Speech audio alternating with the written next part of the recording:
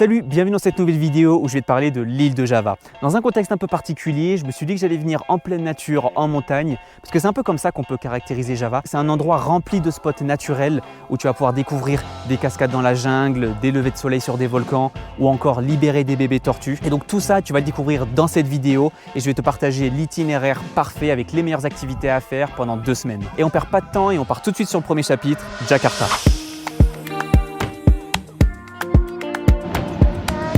Si tu décides de partir sur l'île de Java, il y a de fortes chances que tu atterrisses à Jakarta, qui est une des plus grandes villes de l'île. Et donc, il y a 4 activités que tu peux faire sur place pour profiter un petit peu et te mieux te rendre compte de l'aspect culturel de Java. Et donc, une des premières activités que tu peux faire qui va être incroyable, c'est de visiter la mosquée Istiqlal. Elle est considérée comme la plus grande mosquée d'Asie du Sud-Est. C'est littéralement immense et tu peux avoir la possibilité de la visiter avec un guide qui va t'expliquer vraiment comment ça se passe à l'intérieur, les différents rites. Et c'est vraiment intéressant si tu veux t'ouvrir et mieux comprendre cette religion et comment ça se passe à l'intérieur. Parce que personnellement, j'avais jamais eu l'occasion de rentrer dans une mosquée avant. Tu vas voir que c'est immense à l'intérieur avec une architecture magnifique. Et si tu veux une petite info, cette mosquée peut accueillir jusqu'à 100 000 personnes pendant les fêtes religieuses. C'est pour te dire à quel point elle est énorme. Et une fois que tu auras fait cette activité qui va te prendre à peu près entre une grosse demi-heure jusqu'à 1 heure selon le temps que tu veux prendre, dans la même rue, et ça c'est fou, ça m'a vraiment surpris mais dans le bon sens, tu as une église catholique qui est tout aussi magnifique. Alors là je m'apprête à visiter une des plus grandes mosquées, enfin la plus grande mosquée d'Asie du Sud-Est. Elle est littéralement immense, je sais pas si on voit mais il y a ce bâtiment et ça continue derrière, il y a l'énorme coupole. Et ce qui est assez fou c'est que en face de cette grande mosquée, je sais pas si on va le voir derrière moi, mais il y a l'immense cathédrale. Et c'est fou de se dire que dans un même endroit, dans un périmètre de 50 mètres, tu as une énorme mosquée qui se fréquente avec une église catholique. Et je trouve que c'est un symbole fort et c'est vraiment comme ça qu'on pourrait résumer l'île de Java. C'est que historiquement, et je vais t'expliquer dans cette vidéo, tu as de nombreuses religions et de temples culturels qui vont se fréquenter, qui vont se côtoyer à quelques centaines de mètres seulement les uns des autres. Et je trouve ça vraiment intéressant d'avoir l'opportunité de visiter différents sites religieux dans un même endroit. Tout d'abord, Jakarta, je pense que si tu viens sur l'île de Java, ce n'est pas l'endroit où tu as les plus grosses espérances pour être surpris ou d'en prendre plein les yeux. Et c'est normal, Jakarta, c'est une ville qui est très dense, très concentrée avec beaucoup de circulation et aussi beaucoup de pollution. Ne sois pas étonné si quand tu arrives à Jakarta, le ciel est très gris, tu sens que l'air est lourd et qu'il y a pas mal de pollution. Moi pour le coup, tu vas le voir dans les images que je te partage, mais j'ai quasiment pas vu le ciel bleu comme tu peux le voir dans d'autres destinations et comme tu pourras le voir à d'autres endroits sur l'île de Java. Donc ne t'attends pas à avoir une ville exceptionnelle d'un point de vue esthétique. Donc je te recommande quand même de passer au moins 2 jours sur place pour avoir le temps de faire vraiment les activités principales. Et voilà, garde en tête que pour introduire ton voyage et commencer ton périple sur l'île de Java, ce n'est pas le meilleur endroit de l'île forcément, je pense que tu es au courant, mais ça vaut quand même le coup de passer au moins 48 heures pour voir les choses principales. Une fois que tu auras visité ces sites religieux avec la mosquée Istiqlal et la cathédrale juste en face, je te recommande d'aller sur la place historique de Jakarta. Et ce qui est bien à cet endroit, c'est que tu vas avoir le musée sur l'histoire de Jakarta et comment cette ville s'est construite. Et donc il y a une histoire qui est vachement intéressante à découvrir et tu peux être accompagné d'un guide qui va t'expliquer un petit peu toute l'histoire et tout le processus et comment ça s'est passé vraiment dans la ville de Jakarta mais aussi sur toute l'île. Et donc une fois que tu auras fait cette activité qui te prend à peu près une petite heure aussi, tu pourras te balader un petit peu dans les alentours. Et enfin, une des dernières activités que tu peux faire à Jakarta, c'est le musée d'histoire naturelle. C'est hyper intéressant parce que c'est un très beau musée avec plein d'œuvres à l'intérieur et ça fait du bien un petit peu d'être au frais en général quand il fait des températures entre 35 à 40 degrés avec la pollution sans avoir forcément de l'air qui circule. C'est vraiment une activité que je te recommande parce que c'est toujours sympa. Les musées d'histoire naturelle en général, peu importe les pays dans lesquels tu vas, c'est toujours des très beaux musées qui sont assez grands où tu peux vraiment voir des œuvres magnifiques. Et c'est vraiment une activité que je te recommande de faire pour finaliser et boucler cette expérience sur l'île de Jakarta. Et une fois que tu auras passé 2 jours à découvrir Jakarta, on peut passer sur le second chapitre et se diriger dans la ville de Yogyakarta.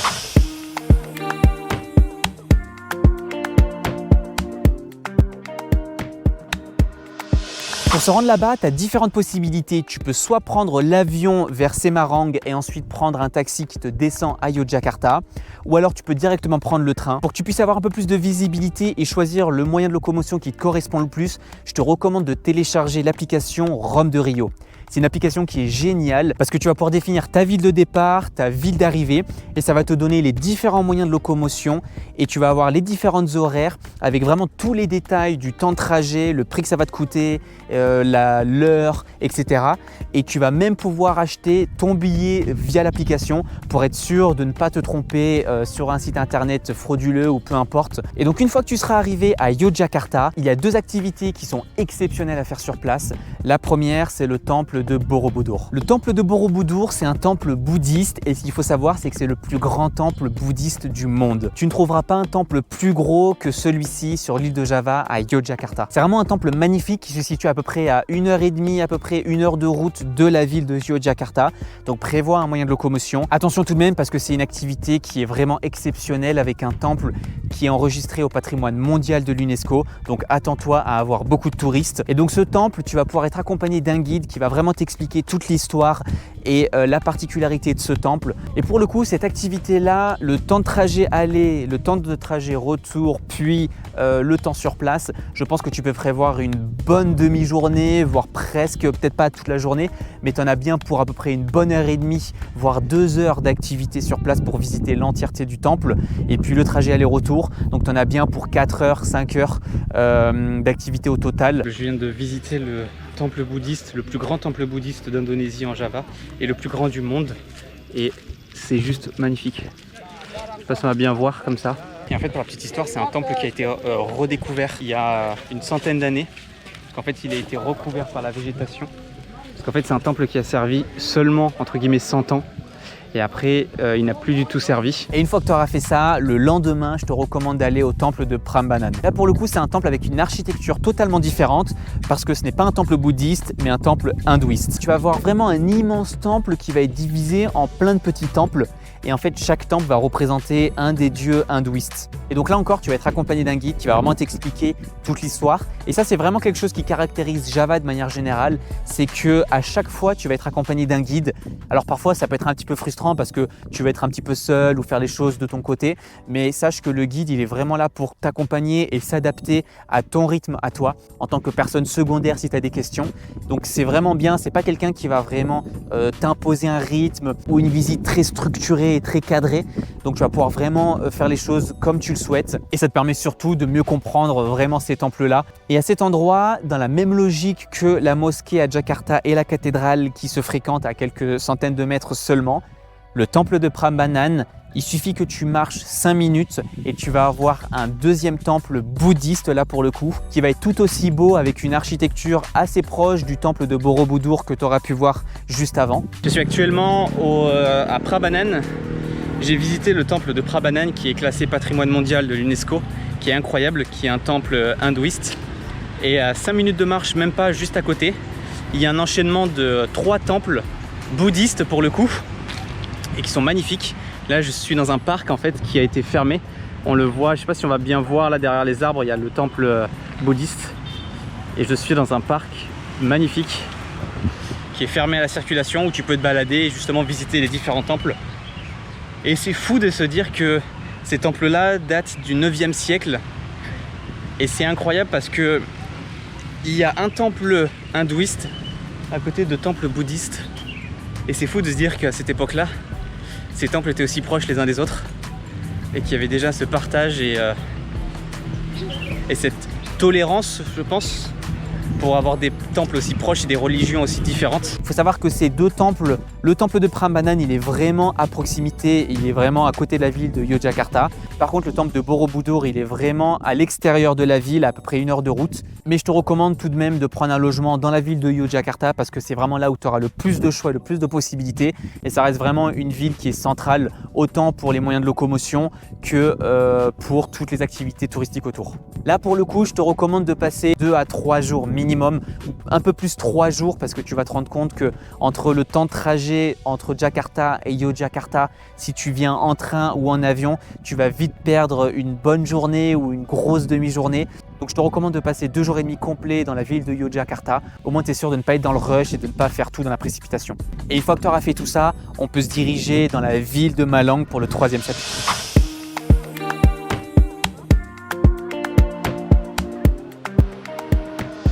Là encore, la ville de Malang, je te recommande d'y aller en train. Pour le coup, j'en ai pas parlé jusqu'à présent, mais le train, il est super propre et moderne. C'était un petit peu ma crainte au départ quand j'ai pris le train. Je redoutais un petit peu l'état du train, insalubre. Et pour le coup, j'ai été extrêmement surpris, mais de manière positive. Le train est super moderne. J'ai eu aucun problème en termes de retard ou de confort. Franchement, c'est nickel. Et pour le coup, j'ai pris le train en première classe et en classe économie. Et franchement, il n'y a pas de différence. Tu peux largement prendre le train en économie, ça te fera économiser de l'argent et tu verras quasiment aucune différence. Et pour le coup, Malang, si tu t'es un petit peu renseigné, c'est la ville avec les meilleures activités à faire sur l'île de Java. Comme par exemple voir le lever de soleil sur le mont Bromo que je vais te présenter dans quelques secondes. Déjà, une activité dont tu n'as pas forcément entendu parler et que je te recommande, c'est d'aller visiter la plantation de thé de Wonosari. C'est une activité qui se situe à 1 heure de route à peu près de Malang et pour le coup, c'est une activité qui est hyper intéressante même pour ta culture personnelle. Moi personnellement, je ne savais pas du tout comment confectionner du thé. Yeah. So this is the young one. You take only like this from the top leaf, top until 1, 2, 3, maximum 3 young leaf. Ah, Not all, yeah. to make the tea, we take only the young leaves. Maximum 3, because from the top leaf can be the best taste, the best quality. Ah, The strongest tea come from Okay. the top leaf. It can be less, and the young branches are for short, not low quality, yeah. Yeah. Low quality, but it's still strong, yeah. so basically, we don't take like the old leaves. No. Okay, so we only take like for example Maximum 1, three. 2, 3. Maximum 3. Okay. Mais c'est vraiment intéressant de voir tout le processus de comment ça se passe, toutes les spécificités et la complexité qu'il peut y avoir dans le thé. Et tu vas être vraiment accompagné de quelqu'un qui va vraiment t'expliquer les différentes étapes. Tu vas pouvoir visiter l'usine et vraiment bien se rendre compte de comment ça se passe, les différents processus et d'une année à l'autre, les difficultés ou les challenges qu'il peut y avoir dans la plantation et dans la culture du thé. Et tu vas même pouvoir finir cette visite par une dégustation de thé pour mieux te rendre compte à quoi correspond le produit final et de la feuille de base, comment on en arrive à boire son thé. Et pour le coup, si tu es amateur de belles photos, il faut savoir que dans cette plantation de thé, tu as un spot qui est magnifique. Ça se situe à peu près à une vingtaine de minutes de marche et tu vas avoir une plateforme qui surplombe toute la colline avec toute la plantation de thé autour de toi et c'est vraiment magnifique. Bon, moi malheureusement, quand j'y suis allé, ils avaient tout coupé donc c'était pas possible d'avoir la belle photo Instagram comme je l'aurais aimé.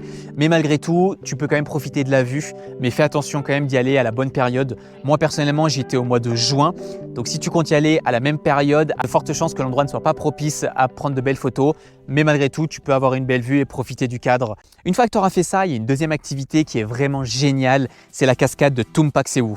Tu as dû en entendre parler si tu t'es un petit peu renseigné, c'est une cascade mythique et qui est vraiment magnifique. Elle fait plus de 130 mètres de haut. Alors c'est un petit peu loin pour y aller depuis Malang, ça te prend à peu près 2 heures de route aller et 2 heures de route retour. Donc c'est un bon périple de 4 heures de route au total. Quand tu vas arriver, tu vas être vraiment tout en haut des gorges. Il va falloir vraiment que tu descendes pendant une trentaine de minutes, 40 minutes à peu près, jusque dans la rivière pour profiter de la belle cascade. Mais attention tout de même parce que la descente, elle est quand même assez périlleuse. C'est vraiment des escaliers métalliques remplis d'humidité, donc le combo parfait pour glisser et se faire mal. Donc je te conseille d'avoir des chaussures fermées ou si tu es en tongs ou en chaussures ouvertes, d'être très confortable avec ton corps pour être sûr de descendre en toute sécurité. Parce que tu as certains passages où tu as littéralement la rivière qui coule sur les escaliers. Donc ça peut être assez dangereux si tu n'es pas forcément à l'aise. Mais malgré tout, ça vaut vraiment le coup de descendre et de prendre ce petit risque parce qu'après le résultat, il est vraiment incroyable. Et tu vas arriver devant cette cascade qui mesure plus de 130 mètres de haut et tu vas vraiment pouvoir t'approcher au plus près de cette cascade pour en prendre plein les yeux. Attention tout de même, je pense que tu t'en doutes, mais sois sûr d'avoir des vêtements de rechange ou d'être en maillot de bain et d'avoir un sac imperméable parce que tu vas être trempé à tous les coups. Et ce qui est vraiment bien, c'est qu'en plus de cette cascade, avant de remonter au parking, tu vas pouvoir longer un petit peu la rivière et découvrir d'autres spots avec d'autres petites cascades et une sorte de petite cave où c'est vraiment sympa. Ça te permet de compléter un peu cette visite et cette activité avec différents spots. À savoir, attention que Tumpak Sewu, c'est une visite qui est possible jusqu'à 15 heures. Après 15 heures, tu ne peux plus descendre et il ne laisse que les gens remonter parce qu'après il fait trop tard, il y a trop d'humidité, il y a trop de risques et c'est un endroit qui est assez sombre et donc pour éviter tout problème, il ferme les portes à partir de 15 heures. Donc pense-y, vas-y tôt le matin si tu veux être sûr d'être tranquille. Et enfin, une des activités exceptionnelles, je pense que c'est la plus belle activité et le plus beau lever de soleil que j'ai vu de ma vie jusqu'à présent, c'est le mont Bromo. Le mont Bromo, c'est une activité qui est très particulière et qui est une vraie expérience parce que c'est quelque chose que tu vas faire avec un guide. Tu peux le faire par toi-même, mais je te recommande de prendre un guide parce que tu vas pouvoir vraiment vivre l'expérience à 100%. Donc comment ça se passe? En général, une fois que tu auras trouvé l'agence qui te correspond le plus en fonction des avis, du prix, etc., tu vas avoir un guide qui va venir te chercher à minuit à ton hôtel ou à ton hébergement. Tu vas partir pour à peu près 2 à 3 heures de route dans la nuit complète. Tu vas être un groupe à peu près de 8 personnes de différentes nationalités et d'autres pays qui sont des touristes comme toi. Donc ça, c'est vraiment bien parce que tu vas pouvoir faire des rencontres et partager ce moment à plusieurs. Et donc ce qui est vraiment hyper intéressant et c'est pour ça que je parle d'expérience, c'est que les 3 premières heures, tu vas faire de la route de nuit, tu vas rien voir. Tu vas prendre des petites routes de montagne dans la forêt, tu vas traverser un désert que tu ne verras pas du tout. Et tu vas arriver au sommet d'une montagne qui va être juste en face du Mont Bromo. Et une fois que le guide t'aura amené ici, donc tu vas arriver très rapidement à peu près vers 4 heures du matin sur le Mont Bromo. Et à partir de là, tu vas attendre le lever de soleil jusqu'à peu près 5h, 5h30. Donc tu vas avoir une grosse heure et demie pour vraiment te poser, prendre le temps et vraiment trouver le spot idéal pour toi, qui te correspond le plus. Si tu veux être vraiment tout en haut et avoir un point de vue surplombant, ou si tu veux être un peu en contrebas pour avoir vraiment la montagne au-dessus de toi. Donc tu vas avoir vraiment le choix et ça c'est vraiment bien parce que c'est une activité, comme tu t'en doutes, qui est extrêmement touristique. Mais malgré tout, tu ne vas pas forcément ressentir cette foule parce que vous allez être tous dispersés à différents endroits. Et une fois que tu auras vu le lever de soleil, tu vas profiter à peu près de 5h30 jusqu'à 6h pendant une demi-heure, le temps que le soleil se lève en entier. Et tu vas pouvoir avoir un spectacle magnifique avec le soleil qui se découvre et qui rase vraiment les sommets des montagnes et du volcan. Et c'est vraiment exceptionnel et magnifique. Pour le coup, c'est le plus beau lever de soleil que j'ai vu de ma vie. Alors encore une fois, choisis bien le jour où tu veux le faire parce que s'il y a des nuages, ça peut complètement changer ton expérience. Mais si tu arrives à bien choisir la date et la bonne fenêtre météo, tu ne peux que profiter parce que c'est exceptionnel. Et une fois que tu auras profité du lever de soleil qui va durer à peu près une grosse demi-heure, entre 5h30 du matin jusqu'à 6h, tu vas repartir avec le guide et ton groupe dans la Jeep et vous allez retraverser le désert de jour et tu vas vraiment voir cette immense étendue de désert de sable noir. Et là, l'excursion et l'expédition va t'emmener à un deuxième spot qui est un volcan de soufre. Alors là, c'est pas le volcan Ijen que je vais te parler dans quelques secondes qui se situe dans une autre ville, mais là, c'est un volcan que tu vas pouvoir voir et tu vas pouvoir monter au sommet et voir un petit peu le volcan et l'intérieur, comment ça se matérialise et à quoi ça ressemble. Parce que pour le coup, moi personnellement, en Europe, j'ai jamais vu trop de volcans en activité et encore moins des volcans de soufre. Alors c'est vraiment intéressant d'aller au sommet et de voir un petit peu comment ça se passe et de voir le volcan de l'intérieur, quoi. Incroyable, au sommet du cratère qui se situe au niveau du Mont Bromo et la vue est tout simplement exceptionnelle. Regarde-moi ça, comment c'est vaste et immense. Et là, sur la droite, le cratère de soufre. Incroyable, incroyable. Et là, on voit au fond un autre cratère. Et tout à l'heure, on était juste là, au-dessus là. Et on a vu le lever de soleil. C'était incroyable. Donc tu vas pouvoir rester à cet endroit-là à peu près une petite heure aussi pour vraiment profiter et prendre des belles photos et de voir le Mont Bromo d'un autre angle. Et c'est vraiment intéressant, je trouve, que ça te permet de faire une expédition, pas uniquement de voir le lever de soleil et de rentrer à 8 h du matin, mais de faire vraiment d'autres activités sur le parcours en même temps. Pour le coup, Malang, je te recommande d'y passer au moins 4 jours parce que tu as beaucoup de trajets entre les différentes activités. Au moins, tu as vraiment l'occasion de prendre le temps, de faire les choses correctement et de ne pas le faire dans la précipitation. Et le 5e jour, tu pourras te diriger dans la ville de Banyuwangi, encore en train parce que tu l'auras compris que le train c'est super confort et c'est super propre, donc il n'y aura pas de souci. Et Banyuwangi, il faut à peu près compter entre 6 h à 8 h de train. Et Banyuwangi, c'est la dernière ville à l'extrême est de Java et ça va être super important d'y aller parce que c'est là que tu vas retrouver le volcan Ijen.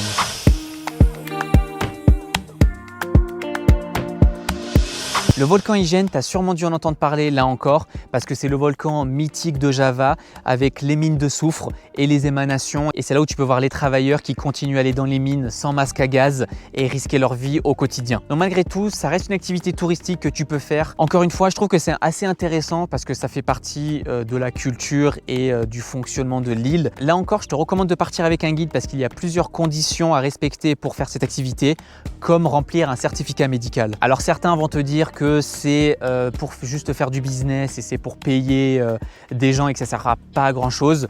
La réalité, c'est que quand j'ai fait cette activité, personne ne m'a demandé mon certificat médical.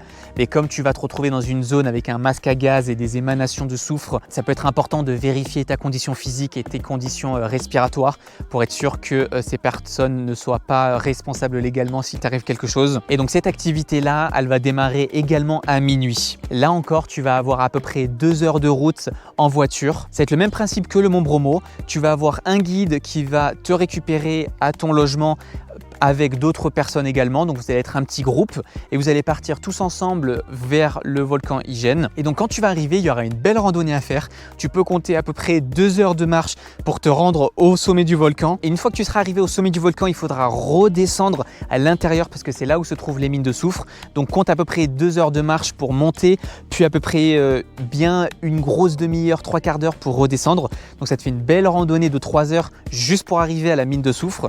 Tu pourras voir un petit peu comment ça se passe, tu seras de nuit. On va te fournir une frontale et un masque à gaz, donc ne sois pas forcément trop prévoyant avec ce matériel parce qu'on va te le fournir, ce sera compris dans le prix que tu vas payer. Tu pourras profiter de la mine de soufre et vraiment comprendre comment les mineurs travaillent dans ces endroits-là. Petite recommandation tout de même, c'est un endroit qui est assez petit, assez escarpé, donc je pense que tu le verras par toi-même mais ne reste pas trop longtemps sur place parce que déjà même avec un masque à gaz, les émanations de soufre, ça va te piquer les yeux, ce ne sera pas agréable et au-delà de ça, tu vas te rendre compte que vous allez être des milliers à faire cette activité et donc tout le monde va se diriger dans cette mine qui est assez petite et donc tu vas très vite te retrouver avec une foule de personnes assez importante. Et donc je te recommande de ne pas rester plus de 15-20 minutes en bas. Je sais que ça peut paraître assez court et assez rapide, mais tu verras que c'est assez petit et qu'en 15-20 minutes, tu auras compris un petit peu l'idée globale et tu auras pu vraiment te rendre compte de la situation et du contexte dans lequel cette mine est présente. Et donc là, pour le coup, tu vas pouvoir remonter au sommet du volcan. Donc je te disais à peu près 30 minutes, 3/4 d'heure pour descendre. Mais là, comme c'est de la montée, tu peux bien compter 1 heure, 1h15 pour remonter. Et là, tu vas pouvoir te poser tout autour du volcan. Ça, c'est vraiment bien parce que dans le même principe que le Mont Bromo, tu as plein d'endroits où te poser et donc tu vas pas du tout sentir cette foule et le nombre de touristes qu'il va y avoir dans cette activité-là. Et donc tu vas pouvoir te poser tranquillement et profiter du lever de soleil sur le volcan Ijen. Et donc pour le coup, à Banyuwangi, c'est vraiment l'activité principale à faire. Autrement, dans la ville, il n'y a pas grand-chose ou dans les alentours, il n'y a pas énormément de choses en particulier. Donc je te recommande de passer à peu près 2 jours parce que va y avoir le jour où tu arrives où tu te seras fait à peu près 8 heures de train, le jour où tu vas faire l'activité du volcan. Et là encore, comme tu vas partir de minuit jusqu'à à peu près 14-15 heures, je te recommande de passer au moins 2 jours sur place pour être sûr de ne pas être dans le rush et de faire ça de manière confortable. Et enfin, la dernière activité qui est avec le Mont Bromo, la plus belle activité que j'ai pu faire dans ma vie jusqu'à présent, c'est relâcher des bébés tortues. Ça pour le coup, c'est une activité que tu peux faire à partir de Banyuwangi. Je m'explique. C'est un sanctuaire que tu vas pouvoir retrouver à Sukamade. Sukamade, c'est une destination qui est totalement au sud de Banyuwangi, qui se situe à peu près à 3 heures de route de Banyuwangi. Et ce qui est vraiment bien, c'est que c'est une activité que tu vas pouvoir préparer depuis la ville de Banyuwangi. Il y a plein d'agences qui te proposent l'excursion et le déplacement. Et donc tu vas pouvoir partir avec un guide qui va venir te chercher à ton logement. Et donc attention, une information importante, c'est une activité qui va durer 2 jours. Tu vas partir de Banyuwangi et tu vas être logé et nourri et tu vas avoir un guide qui va t'emmener, qui va te conduire jusqu'à Sukamade. C'est une activité où tu vas être logé et nourri, donc ne sois pas trop prévoyant, tout va être pris en charge. Et pour le coup, ça va être vraiment une expérience à part entière. Donc tu vas partir dans un 4x4 et pour se rendre là-bas, il faut savoir que c'est un endroit qui est extrêmement isolé. Tu vas avoir à peu près 2 heures de route dans la jungle avec des routes totalement démontées. Tu vas même traverser des rivières en 4x4 pour te dire à quel point c'est un endroit qui est isolé. Et pour une activité pareille, j'ai envie de te dire que ça se mérite. Donc n'aie pas peur du trajet. Pour le coup, ça se fait de manière manière très confortable. Mais par contre, c'est une activité qui est très longue parce que les routes dans la jungle, tu peux pas rouler à plus de 30 km/h et même parfois, je pense que tu dépasses même pas les 10 km/h. Mais après 2 heures de route environ, mais tu vas te retrouver dans un village totalement perdu de Sukamade et c'est là où tu vas pouvoir découvrir le sanctuaire des bébés tortues. Il faut savoir que c'est un sanctuaire qui est protégé par des rangers et donc c'est eux qui sont responsables de la reproduction des tortues et donc cette activité va commencer avec une présentation un petit peu de ce sanctuaire et de comment ça se passe concrètement, leur travail, leur quotidien pour protéger la ponte des œufs et le relâchement de ces bébés tortues pour être sûr qu'elles puissent retrouver la nature. Parce que c'est là tout le principe de ce sanctuaire, c'est de garantir que les bébés tortues peuvent éclore dans des conditions optimales et puissent retrouver la nature seulement 24 heures après l'éclosion. Et donc comme je te disais, cette activité qui dure 2 jours va se dérouler en 2 temps. Le premier jour, une fois que tu vas arriver, tu vas pouvoir te poser tes affaires et prendre un petit peu tes marques. Et le soir, en pleine nuit, à partir de 22 heures, tu vas pouvoir aller sur la plage et observer les tortues pondre. Alors encore une fois, ce n'est pas garanti de voir une tortue pondre, mais malgré tout, tu te doutes bien que si le sanctuaire s'est positionné ici, c'est que toute l'année, tu as très souvent, quasiment tous les jours, des tortues qui viennent pondre sur cette plage. Et là, en entendant ça, tu as dû te dire, oula, amener des touristes voir des tortues pondre sur la plage, ça pue un peu, ça sent un peu l'activité ultra touristique et pas très respectueuse. Et bien pour le coup, c'est là où j'ai été agréablement surpris, c'est que c'est hyper bien encadré. Il y a des règles à respecter très strictes, tu as même un briefing avant de partir qui t'explique vraiment de comment se comporter et de quelle manière il faut observer ces tortues. Parce que malgré que ce soit une activité qui soit touristique, ça leur permet de financer aussi le fonctionnement du sanctuaire et donc malgré tout, il faut trouver un petit peu un juste milieu pour qu'eux puissent avoir plus de moyens et faire en sorte que ces bébés tortues puissent naître dans des conditions encore meilleures. Donc ça, c'est la première partie, tu vas pouvoir observer de nuit les tortues pondre. Il faut savoir que concrètement, les rangers, une fois que la tortue elle est pondre, les rangers sont dans l'obligation de retirer les œufs du sable de la plage parce qu'en fait ce qui se passe c'est qu'il y a des sangliers sauvages qui rôdent sur les bords de la plage et qui viennent renifler et manger les œufs. Et donc c'est là tout l'enjeu et tout l'intérêt du sanctuaire et des rangers, c'est de récupérer les œufs, de les mettre dans un sanctuaire pour être sûr que les bébés tortues puissent éclore en toute sécurité et repartir ensuite en pleine mer, en pleine nature. Donc ça c'était la première partie de l'observation et de l'activité avec les tortues. Il faut compter à peu près bien 2 heures pour profiter de la ponte des œufs. Et une fois que tu auras fait ça, donc, tu pourras rentrer à ton logement vers 23h minuit. Et ensuite, le lendemain, tu vas pouvoir te diriger au sanctuaire à nouveau et à peu près vers 7h du matin, assez tôt, tu vas avoir la responsabilité de libérer les bébés tortues. Et donc tu vas avoir 5 bébés tortues sous ta responsabilité que tu vas pouvoir libérer. Et là c'est vraiment un moment magique parce que quand tu vois la taille du bébé tortue qui est toute petite, qui fait à peine la taille de la paume de ta main, c'est vraiment exceptionnel et c'est vraiment un moment hors du temps que tu prends toi personnellement pour libérer ces bébés tortues et leur donner une chance de vivre au final en toute liberté. Et c'est vraiment un moment exceptionnel et même un peu émouvant en vrai parce que libérer des bébés tortues, c'est tellement mignon, c'est tellement beau et c'est quelque chose que tu vois tellement peu dans ta vie que c'est quelque chose que tu essayes d'imprégner et de vivre à 100% quoi. Alors là, je viens de faire une des activités les plus incroyables de ma vie. Je suis sur une plage avec un seau et franchement, c'est incroyable. Il faut que je te montre ça parce que c'est quelque chose que tu dois faire au moins une fois dans ta vie. Et du coup, voilà, cette activité qui est exceptionnelle et que je te recommande vivement de faire. C'est pas forcément une activité qui est gratuite ou qui est pas chère. Il faut compter à peu près 180 à 200 € et c'est un package par groupe. C'est-à-dire que si vous êtes 2, 3 ou 4, vous allez diviser le prix par le nombre de personnes. Ah ça y est, je viens de relâcher les tortues, les bébés tortues qui sont allés directement dans la mer. Et c'est fou de se dire, c'est le guide c'est le ranger qui nous expliquait ça, qu'en fait tu as 2 types de tortues quand tu relâches les bébés. Tu as les tortues qui foncent directement dans l'eau. Ça signifie que les tortues ne reviendront sûrement pas dans cette plage. Et tu as l'autre catégorie de tortues qui sont celles qui avancent, qui s'arrêtent, qui continuent d'avancer et qui s'arrêtent plusieurs fois. Et ça en fait ça leur permet de mémoriser la plage dans le but de revenir plus tard quand elles voudront donc pondre des œufs à leur tour. Donc c'est assez marrant de voir les 2 types de tortues. Donc celles qui reviendront et qui mémorisent l'endroit où elles ont été libérées, où elles ont été relâchées, et les tortues qui du coup s'en foutent complètement et qui veulent juste tracer dans l'eau, quoi. Et voilà, et là on peut voir les traces des tortues hier qui sont venues pondre. Ça c'est les traces des mamans tortues qui sont venues hier soir pondre. On peut voir qu'il y en a une, deux, là-bas je sais pas si on voit, il y en a une troisième, derrière il y en a une quatrième. Et tout ça, ça date d'hier soir. Donc c'est une plage qui est assez connue pour ça, pour que les tortues viennent pondre leurs œufs. Là il y en a encore des traces, on voit, juste là. Quelle vie, j'ai envie de te dire. Franchement, c'est juste incroyable. Et donc voilà comment se clôturent ces 2 semaines sur l'île de Java. Pour le coup, ce que j'ai adoré, c'est pour ça que ça fait partie, je pense, des plus beaux voyages que j'ai fait dans ma vie, c'est que c'est un endroit où tu peux faire des activités vraiment variées. Tu peux autant aller voir un lever de soleil sur un volcan qu'une cascade exceptionnelle dans la jungle, découvrir l'aspect plus culturel avec les temples enregistrés au patrimoine mondial de l'UNESCO, que libérer des bébés tortues. T'as tellement de choses à faire et c'est vraiment ça que j'aime avec l'île de Java, c'est que c'est vraiment une destination qui est variée et tu vas être sûr de trouver des choses qui correspondent à toi, tes besoins et à tes sensibilités personnelles. Donc c'est vraiment exceptionnel. Et pour le coup, ce qui est vraiment bien avec cet itinéraire en partant de Jakarta, en descendant jusqu'à Banyuwangi, c'est que tu vas traverser déjà toute l'île. Et en plus de ça, si tu veux prolonger ton voyage et aller sur l'île de Bali, eh ben, à Banyuwangi, tu as juste à prendre un bateau et en 20 minutes, tu peux être sur l'île de Bali.